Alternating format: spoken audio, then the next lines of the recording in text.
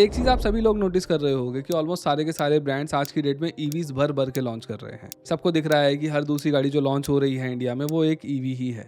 लेकिन क्या आपका ध्यान इस बात पर भी गया है कि जिस तेजी से इलेक्ट्रिक कार्स इंडिया में लॉन्च हो रही हैं लगभग उतनी ही तेजी से लेकिन चुपचाप सीएनजी कार्स भी बहुत तेजी से लॉन्च करी जा रही हैं। एक वक्त था जब फैक्ट्री फिटेड सीएनजी वैगनर और डिजायर जैसी गाड़ियों से ऊपर मिलती ही नहीं थी, लेकिन अब फैक्ट्री से ही नेक्सॉन और ब्रेजा जैसी गाड़ियों के अंदर सीएनजी मिल रही है। इवन सी सेगमेंट में आने वाली विक्टोरियस के अंदर भी सीएनजी लगकर आती है। सिएरा में टाटा जल्द सीएनजी देने का प्लान कर रही है और एलिवेट में भी आप डीलरशिप लेवल से सीएनजी लगवा सकते हो उनके ऑफिशियल डीलरशिप से। और सबसे ज्यादा क्रेजीएस्ट थिंग पता है क्या है? स्कोडा तक अपने टीएसआई टर्बो इंजन के साथ सीएनजी देने वाली है एंड एक्चुअली वो यूरोप के अंदर भी ऐसा कर रहे हैं जीटेक के नाम से। मतलब क्रेजी पावर के साथ अब माइलेज भी मिलेगी।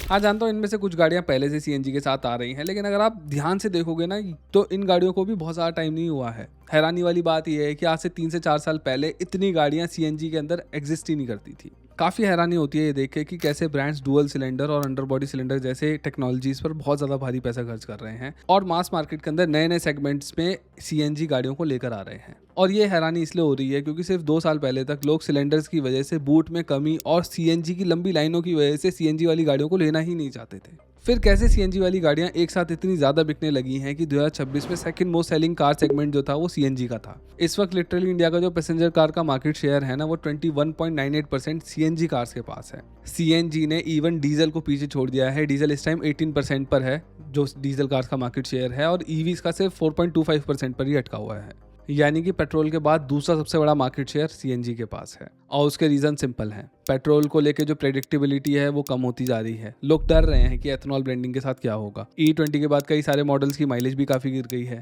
और ईवीज कई सारे लोगों के लिए अभी भी सूटेबल नहीं हो पा रही है। हाँ, सीएनजी की लाइंस में टाइम लगता है, लेकिन बहुत लोगों को ये भी डर लगता है कि कहीं खराब चार्जर की वजह से हम किसी हाईवे पर स्ट्रैंडेड ना हो जाए अपनी ईवी के साथ। इस टाइप के डर भी हैं लोगों के मन में। तो इन कुछ रीजंस की वजह से सीएनजी की तरफ अब लोग जाने लगे हैं, लेकिन यह अकेला रीजन नहीं है। इन सबसे बड़ा एक जो रीजन है वो है cafe norm. Cafe norm literally मजबूरी है कार ब्रांड्स की, जिसके चलते वो सीएनजी पर इतने सारे मॉडल्स लेकर आ रहे हैं। देखो, कैफे नॉर्म को मैंने इस वीडियो के अंदर बहुत ही ज्यादा अच्छी तरीके से समझाया है, लेकिन अगर मैं आपको यहाँ पर समझाऊं तो कैफे एक सरकार द्वारा स्थापित नॉर्म है जिसके चलते ब्रांड्स को अपनी गाड़ियों की पूरी फ्लीट की जो एवरेज फ्यूल एफिशिएंसी है वो बढ़ानी होती है, जो कि अल्टीमेटली उनके एवरेज कार्बन फुटप्रिंट पर असर डालती है। और अगर ब्रांड सरकार द्वारा तय करे गए एवरेज कार्बन इमिशंस को बीट नहीं कर पाते हैं तो उनको पेनल्टी देनी पड़ती है। और अगर ब्रांड्स को इस पेनल्टी से बचना है तो उनको सीएनजी कार्स बनानी ही पड़ेंगी, क्योंकि ये जो सीएनजी है ये मेनली मीथेन ही है, जो सबसे सिंपल हाइड्रोकार्बन है जिसमें एक कार्बन पे 4 हाइड्रोजन के बॉन्ड होते हैं। यानी जलाने पर आपको पानी ज्यादा मिलता है और कार्बन डाइऑक्साइड कम। और इसीलिए पेट्रोल के मुकाबले सीएनजी 20 से 25% कम कार्बन एमिशंस करती है। और इसीलिए ब्रांड्स को सीएनजी कार्स बेचना बहुत ज्यादा जरूरी है, क्योंकि ईवीज की तरफ अभी लोग कम ही जा रहे हैं, लेकिन सीएनजी की मार्केट बहुत ज्यादा बड़ी है और अगर वो अच्छी खासी सीएनजी कार्स बेचते हैं तो वो पेनल्टी से बच सकते हैं।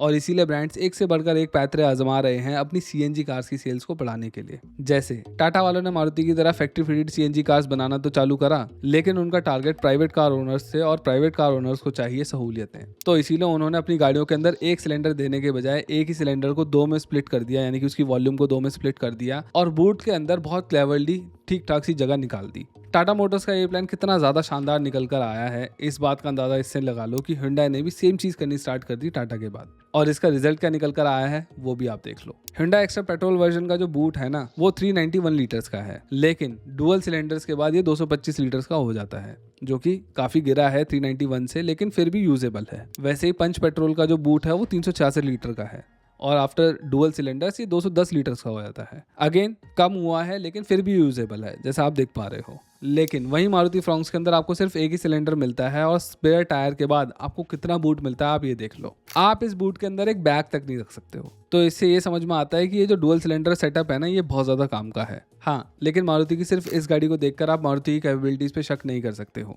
मारुति ने जो अपनी बड़ी गाड़ियों के अंदर अंडर बॉडी सिलेंडर देना चालू करा है उसने पूरा का पूरा गेम ही बदल के रख दिया है। मैं मारुति के ऊपर बस थोड़ी सी देर में आऊंगा, लेकिन उससे पहले मैं स्कोडा की बात करना चाहता हूँ, क्योंकि इस ब्रांड को लेकर मैं सबसे ज्यादा एक्साइटेड हूँ, मतलब इनके सीएनजी प्लान्स को लेकर। स्कोडा भी इंडिया के अंदर सीएनजी कार्स लाने का प्लान कर रही है। स्कोडा ने सीएनजी कार्स के लिए 2020 से ही टेस्टिंग करना स्टार्ट कर दिया था और तब स्कोडा रैपिड का सीएनजी टेस्ट म्यूल स्पाई हुआ था, लेकिन तब शायद से उन्होंने इस प्लान को सैक कर दिया होगा। पर रिसेंटली स्कोडा 2.0 कार्स में सीएनजी लाने की बात जो है वो पिछले 1 साल से चालू है। स्कोडा की तरफ से हमें कई बार सीएनजी लाने के हिंट्स मिलते रहे हैं अलग अलग स्टेटमेंट में उनकी, और जो फाइनल मेरे को देखने को मिलता है वो है बिजनेस स्टैंडर्ड की इस रिपोर्ट में। स्कोडा के जो ब्रांड डायरेक्टर हैं यानी कि आशीष गुप्ता, उन्होंने बिजनेस स्टैंडर्ड को अपनी एक स्टेटमेंट में ये बोला है कि स्कोडा ऑटो इंडिया काइलैक के लिए फैक्ट्री फिटेड सीएनजी ऑप्शंस पर एक्टिवली काम कर रही है। और मेरे हिसाब से ये बात बहुत ज़्यादा बड़ी है, क्योंकि जो स्कोडा है वो बाकी ब्रांड से काफ़ी ज़्यादा अलग है। वो टीएसआई इंजन बनाते हैं यानी कि डायरेक्ट इंजेक्शन वाले। वहीं पर जितनी भी सीएनजी कार्स इस टाइम मार्केट के अंदर अवेलेबल हैं वो सारी की सारी एमपीएफआई इंजन के साथ आती हैं। चाहे टर्बो हो चाहे नेचुरली एस्पिरेटेड, सभी की सभी पोर्ट फ्यूल इंजेक्शन वाली है। यानी कि स्कोडा काइलैक पहली ऐसी इंडिया के अंदर गाड़ी होगी जिसमें टर्बो टीएसआई इंजन मिलेगा विद सीएनजी। लेकिन क्या स्कोडा के लिए ये मुश्किल नहीं होगा यानी कि टीएसआई पर सीएनजी डेवलप करना? कंसीडरिंग जीडीआई इंजन्स में हाई प्रेशर होता है बहुत ज़्यादा डायरेक्ट इंजेक्शन की वजह से, और इनके इंजन्स में बहुत ज़्यादा हीट भी होती है। इवन तो सुनने में मुश्किल लगता है, लेकिन मेरे को नहीं लगता कि स्कोडा के लिए मुश्किल है, क्योंकि वो पहली बार ऐसा नहीं कर रहे हैं। बल्कि स्कोडा एक लंबे टाइम से सीएनजी पर चलने वाली गाड़ियां बनाते आए हैं, वो भी टीएसआई इंजन के साथ। स्कोडा ऑक्टाविया जीटेक नाम से एक गाड़ी आती थी उनकी, जिसमें एक 1.5 लीटर का टीजीआई इंजन मिलता था। ये टीएसआई इंजन ही होता है, लेकिन इसको थोड़ा सा सीएनजी के लिए ट्यून किया जाता है। ये गाड़ी अपने 1500 सीसी के डायरेक्ट इंजेक्शन इंजन से 131 पीएस की पावर और 200 एनएम का टॉर्क बनाती थी सीएनजी पर। और कमाल की बात पता है क्या है, ये पेट्रोल पर भी उतनी ही पावर और टॉर्क बनाती थी जितनी सीएनजी पे बनाती थी। और ऐसा इसलिए क्योंकि इस टीजीआई इंजन को प्राइमरीली सीएनजी के अराउंड ही डिजाइन किया गया था। इसमें एक अंडर बॉडी सिलेंडर मिलता था जिसमें 17 किलो की गैस आती थी, और इस भरे हुए सिलेंडर के साथ ये गाड़ी लगभग 500 किलोमीटर तक जा सकती थी अगर आइडियल कंडीशंस हो तो। इस बड़े सीएनजी सिलेंडर के साथ इस गाड़ी के अंदर जो पेट्रोल टैंक मिलता था वो सिर्फ 9 लीटर का था, और उसका काम सिर्फ रेंज एक्सटेंड करना था और इमरजेंसी में सीएनजी पंप तक पहुंचाना गाड़ी को। यानी कि बहुत छोटा पेट्रोल टैंक मिलता था इस गाड़ी के अंदर। यानी कि ये गाड़ी सीएनजी फर्स्ट कार बनाई थी उन्होंने, और पेट्रोल सेकेंडरी। यार मुझे नहीं लगता कि आपको पहले पता था कि ऑक्टाविया के अंदर भी सीएनजी आती थी। इसीलिए अगर आपके टाइम में मेरी इस जानकारी से कोई भी वैल्यू ऐड हुई हो तो please consider subscribing to our channel. 1 million से बहुत ज्यादा दूर नहीं हूँ, अगर आप लोग सब्सक्राइब करोगे तो मैं जल्दी पहुंच जाऊंगा। चलो वीडियो में आगे बढ़ते हैं। सीएनजी जो होती है ना, उसकी ऑक्टेन रेटिंग 130 आरओएन तक होती है। वहीं जो नॉर्मल पेट्रोल होता है उसमें 92 के आसपास होती है, और जो एक्स्ट्रा प्रीमियम पेट्रोल होते हैं ना उनमें 100 आरओएन तक होती है। और इस चीज का फायदा ना जीडीआई इंजन को काफी ज्यादा मिलता है, और इसीलिए इसका जो 1.5 टीजीआई इंजन है ये 27 किलोमीटर तक की माइलेज निकाल सकता था, जो कि ब्रांड का क्लेम था। वहीं जो मारुति की विक्टोरियस है वो भी 27 किलोमीटर पर लीटर की माइलेज ही निकाल कर दे पाती है ARAI के क्लेम के मुताबिक। यानी स्कोडा की ये सीएनजी वाली ऑक्टाविया मारुति से काफी ज्यादा पावर निकालती है, काफी ज्यादा टॉर्क निकालती है, लेकिन फिर भी माइलेज उतनी ही निकाल कर दे सकती है आइडियल कंडीशन में। तो आप समझ सकते हो कि जरूरी नहीं है कि टर्बो टीएसआई इंजन है तो सीएनजी के साथ दिक्कत देगा, बल्कि यहाँ पर तो हम ये देख रहे हैं पावर भी दे रहा है, माइलेज भी दे रहा है। लेकिन हाँ, मुझे ये भी लगता है कि जो जीरो पावर ड्रॉप हमें देखने को मिलता है सीएनजी 2 पेट्रोल जाने पर इनके 1.5 जीटेक के अंदर, वो शायद से इनकी काइलैक में ना हो पाए। वहाँ पर शायद से पावर ड्रॉप हो, क्योंकि पहले इन्होंने कुछ यूरोपियन मार्केट्स के अंदर 1 लीटर टीजीआई इंजन भी निकाला था, जो 3 सिलेंडर इंजन ही है, जो कि इनकी पोलो में और सीएट की अरोना में मिलता था। सीएट भी वीडब्ल्यू ग्रुप का ही एक ब्रांड है। तो इस इंजन के साथ ना ये गाड़ियाँ 90 पीएस की पावर और 160 एनएम का टॉर्क निकालती थी। जबकि करंटली जो आने वाली 1 लीटर टीएसआई वाली काइलैक है उसमें 115 पीएस की पावर और 178 एनएम का टॉर्क मिलता है। तो मुझे लगता है कि कुछ ना कुछ पावर ड्रॉप तो होगा 20 पीएस के आसपास का, हाँ, लेकिन टॉर्क जो है वो उतना ज़्यादा नहीं गिरेगा। मुझे लगता है कि ये जो सीएनजी वाली काइलैक है ना, एक बहुत अच्छा ऑप्शन होने वाली है। शायद से काफी सारे लोग इसकी तरफ जाने लगे, क्योंकि जो स्कोडा की काइलैक है ना वो बहुत ज्यादा माइलेज नहीं दे पाती है सिटी के अंदर, और सीएनजी के बावजूद भी इसके अंदर वो एंथुसियाज्म बना रहेगा जो कि आपको बाकी CNG car, even petrol cars के अंदर भी देखने को नहीं मिलेगा। तो मैं इसके लिए काफी ज्यादा एक्साइटेड हूँ, एंड आई रियली होप कि स्कोडा इस सीएनजी वाली काइलैक को जरूर लेकर आए। तो सीएनजी पर बहुत सारे ब्रांड्स बहुत बड़ी बड़ी इनोवेशंस कर रहे हैं, वो हमें दिख भी रहा है, लेकिन मेरे हिसाब से इंडिया में सबसे बड़ी इनोवेशन सीएनजी पर मारुति ने ही करी है अपने अंडर बॉडी सिलेंडर के साथ। मारुति ने विक्टोरियस में जो अंडर बॉडी सिलेंडर लगाया है ना, उसकी वजह से पूरा का पूरा जो माहौल है ना वो हिल चुका है। डेफिनेटली टाटा और हुंडई भी अपने डुअल सिलेंडर के साथ काफी अच्छा काम कर रहे हैं, लेकिन वहां पर भी बूट के अंदर कॉम्प्रोमाइज होता है। लेकिन मारुति की विक्टोरियस और अब जो नई नई ब्रेजा आई है उसके अंदर बिल्कुल भी आपको बूट के अंदर कॉम्प्रोमाइज नहीं करना पड़ता है, क्योंकि जो सिलेंडर है वो रेयर एक्सल के ठीक पीछे है। क्योंकि इन गाड़ियों के अंदर इंडिपेंडेंट सस्पेंशन होते हैं तो टायर्स के ठीक पीछे जगह मिल जाती है, और इसकी वजह से जो बूट है वो बच जाता है। बॉस, मैं बता रहा हूँ कि ये एक्सट्रीम लेवल की फिजिबिलिटी है, अगर आप समझ पा रहे हो तो। मेरे ख्याल में आप शायद समझ भी पा रहे हो ऑलरेडी, क्योंकि हम क्या देख रहे हैं कि जो विक्टोरियस की जो टोटल सेल्स है ना उनमें सीएनजी वाली गाड़ियों का बहुत बड़ा योगदान है। जब ये गाड़ी लास्ट ईयर अक्टूबर में लॉन्च हुई थी तो इसकी टोटल बुकिंग का 38% सिर्फ सीएनजी गाड़ियों से आया था, 53% पेट्रोल से और बाकी का जो बचा हुआ है वो हाइब्रिड से। अब मैं ये तो नहीं बता सकता हूँ कि हर महीने विक्टोरियस की सीएनजी वाले वर्जन की कितनी सेल्स होती हैं, क्योंकि ब्रांड्स इस तरीके से डिस्क्लोज नहीं करते हैं हर तरीके के वर्जन की गाड़ियों की सेल्स। पर ये एक आइडिया तो लग ही रहा है कि सीएनजी का कॉन्ट्रीब्यूशन विक्टोरियस की टोटल सेल्स में बहुत ज़्यादा बड़ा है। और यही एक बहुत बड़ा रीज़न भी बनता है कि इवन दो इस गाड़ी को लॉन्च हुए 1 साल भी नहीं हुआ है ठीक से, लेकिन इस गाड़ी की जो हर महीने की सेल्स है वो 11 से 12 हज़ार यूनिट की हो रही है। और इस वजह से ये गाड़ी सेकंड नंबर पर है अपने सी सेगमेंट के अंदर सेल्स के मामले में।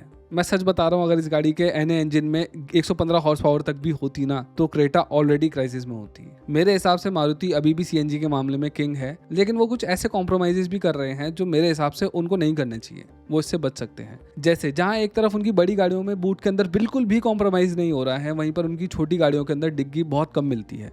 मेरा मानना यह है कि अगर उनके लिए छोटी गाड़ियों के अंदर अंडर बॉडी सिलेंडर देना फीजिबल नहीं है, जो कि मेरे को लगता है कि नहीं हो पाएगा, क्योंकि छोटी गाड़ियों के रेयर एक्सेल के पीछे बहुत ज़्यादा जगह नहीं मिलती है। इसीलिए तो वो क्या कर सकते हैं कि वो टाटा और हुंडई की तरह डुअल सिलेंडर दे सकते हैं एक देने के बजाय, उससे वहाँ पर जगह मिल जाएगी। दूसरी चीज़ जो मारुति गलत कर रही है मेरे हिसाब से, और इवन हुंडई भी कर रही है, वो है सीएनजी कार्स में ऑटोमेटिक का ऑप्शन ना देना। वहीं पर दूसरी तरफ टाटा अपनी टियागो तक में ईएमटी का ऑप्शन दे रही है। हाईवे पर तो यार बड़ी बड़ी गाड़ियां भी 16 से 18 की माइलेज दे देती है निकाल के पेट्रोल पर, लेकिन जो सीएनजी का असली फायदा निकल कर आता है ना, वो सिटी के अंदर निकल कर आता है, क्योंकि सिटी के अंदर इतना ट्रैफिक होता है कि पेट्रोल गाड़ी माइलेज निकाल कर दे ही नहीं पाती। यानी कि अगर आपकी गाड़ी के अंदर सीएनजी सिलेंडर हो तो बहुत अच्छी बात है, लेकिन आपका बड़ा शहर ही वो जगह है जहां पर आपको बार बार मैनुअल गाड़ी के अंदर क्लच दबाना पड़ता है। तो यार मेरे को तो लगता है कि सीएनजी कार अगर है ना तो उसके अंदर ऑटोमेटिक का ऑप्शन मिलना ही चाहिए, क्योंकि ज्यादातर लोग सीएनजी कार सिटी में चलाने के लिए ही ले रहे हैं, और अगर उसी में ऑटोमेटिक नहीं मिल रहा है तो यार ये तो थोड़ी सी दिक्कत वाली बात है मेरे हिसाब से। हुंडई तो एक्चुअली एक और गलती ये भी कर रहा है कि वो एक्स्ट्रा से ऊपर सीएनजी देते ही नहीं अपनी किसी गाड़ी में। मेरे को लगता है कि उनको भी क्रेटा के अंदर और अपनी वेन्यू के अंदर डुअल सिलेंडर देने की जरूरत है, क्योंकि वो वहाँ पर एक बड़ी मार्केट मिस आउट कर रहे हैं। लेकिन होंडा और जो बाकी ब्रांड्स हैं जो डीलरशिप लेवल पर सीएनजी लगवाते हैं या फिर सीएनजी सिलेंडर देते ही नहीं है अपनी गाड़ियों में, उनसे बड़ा मिस आउट कोई नहीं कर रहा है इस टाइम पे। होंडा के जो 1.5 और 1.2 वीटेक इंजन है, ये दोनों ही इंजन काफ़ी कमाल काम करते हैं सीएनजी के साथ, और होंडा के 1.5 वीटेक की तो पावर भी बहुत ज़्यादा अच्छी है, तो सीएनजी पर ये काफ़ी ज़्यादा अच्छा फील होगा। और शायद से होंडा जानती भी है, इसीलिए डीलरशिप लेवल पे होंडा वाले अपनी सभी गाड़ियों के अंदर सीएनजी का ऑप्शन दे रहे हैं, लेकिन फैक्ट्री फिटेड नहीं दे रहे हैं। ये एक बहुत बड़ा मिस आउट है होंडा के लिए, क्योंकि उनकी जो एलिवेट है उसमें सिर्फ एक ही इंजन मिलता है, सिर्फ एक इंजन ऑप्शन है 1.5 एनए। बाकी जितनी भी गाड़ियां उन पे 3-3 इंजन ऑप्शन तो हैं, पावर ट्रेन ऑप्शन मतलब। और ऐसे में अगर वो सीएनजी फैक्ट्री से नहीं दे रहे हैं, डीलरशिप से दे रहे हैं, तो कई सारे जो बायर्स हैं वो विक्टोरिया की तरफ जाएंगे ही जाएंगे, एलिवेट को कंसीडर नहीं करेंगे, क्योंकि डीलरशिप लेवल पे जो सीएनजी इंस्टॉलेशन होती है वो ऑलमोस्ट आफ्टर मार्केट वाली फील ही देती है। बस फर्क इतना है कि वो आपको डीलर इंस्टॉल करके दे रहा है, तो जो ओवरऑल फील होती है ना वो वैसी इंटीग्रेटेड नहीं होती है जैसे कि आपको फैक्ट्री के अंदर मिलती है सीएनजी कार्स में। जैसे कि टाटा की गाड़ियां डायरेक्टली सीएनजी पे चालू हो सकती हैं, पेट्रोल की जरूरत नहीं है उनको, या फिर विक्टोरिया या फिर जितनी भी फैक्ट्री फिटेड सीएनजी वाली गाड़ियां हैं उनके सीएनजी फ्यूल टैंक की रीडिंग उनकी फैक्ट्री वाली एमआईडी के अंदर ही आ जाती है, जैसे कि पेट्रोल की रीडिंग आती है। वो चीजें डीलरशिप लेवल पर नहीं हो सकती। ऑल्सो वारंटी का भी एक इशू दिखाई देता है मेरे को यहाँ पर। ब्रांड अपनी कार पर तो पूरी वारंटी दे रहा है सीएनजी डीलरशिप से लगवाने पर, लेकिन जो सीएनजी किट की वारंटी है ना वो देगी किट बनाने वाली कंपनी, जो कि है लेवेटो। और ये मेरे लिए दिक्कत वाली बात है, कौन भटकेगा लेवेटो के पास, हमने गाड़ी होंडा से ली है तो, है ना। ये चीज़ पहले तो होती थी, लेकिन क्या अभी भी होती है? अगर आप रिसेंटली होंडा से इंक्वायर करने गए हो तो मुझे प्लीज़ ज़रूर कमेंट के अंदर बताना अगर ऐसा अभी भी हो रहा है तो।